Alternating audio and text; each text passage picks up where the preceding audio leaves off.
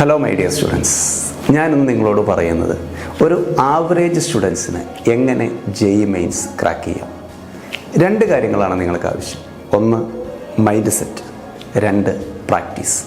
Mind set എന്നതുകൊണ്ട് ഞാൻ ഉദ്ദേശിച്ചത് എനിക്കിത് കിട്ടുമോ, എനിക്കിത് സാധിക്കുമോ എന്ന മൈൻഡിൽ നിന്ന് എനിക്കിത് പറ്റും, ഞാനിത് നേടും എന്ന മൈൻഡിലേക്ക് എങ്ങനെ എത്താം.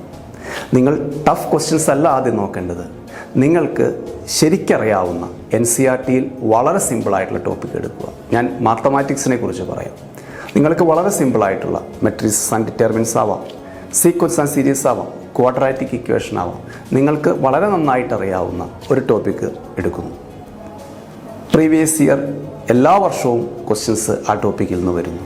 നിങ്ങൾക്ക് 3 കാര്യങ്ങളാണ് നിങ്ങൾക്ക് ആവശ്യം. ഒന്ന്, ആ ടോപ്പിക്കിൻ്റെ സിലബസ് കൃത്യമായിട്ട് അറിഞ്ഞിരിക്കുക. 2, ജെഇ തിയറി വരുന്ന, അതിൻ്റെ കൺസെപ്റ്റ് വരുന്ന, ഫോർമുലാസ് വരുന്ന ഒരു theory book. 3, previous year question paper with solution, solved questions, chapter wise, year wise അല്ല, chapter wise questions solved. Syllabus ആദ്യം മനസ്സിലാക്കുന്നു. സിലബസ് മനസ്സിലാക്കിയതിന് ശേഷം തിയറി വായിക്കുന്നു.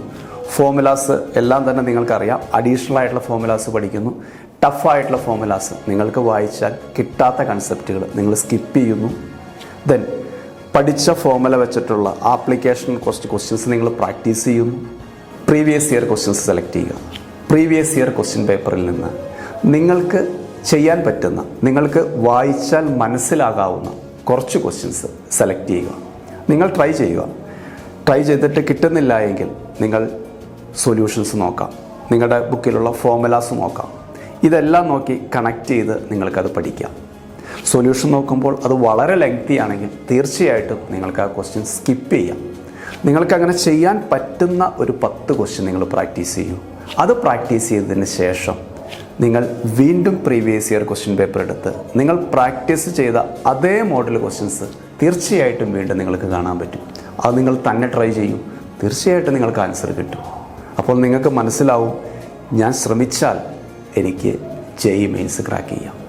ആ ഒരു ലെവലിലേക്ക് നിങ്ങൾ എത്തിക്കഴിഞ്ഞാൽ പിന്നീട് നിങ്ങൾക്ക് ആവശ്യം പ്രാക്ടീസാണ്.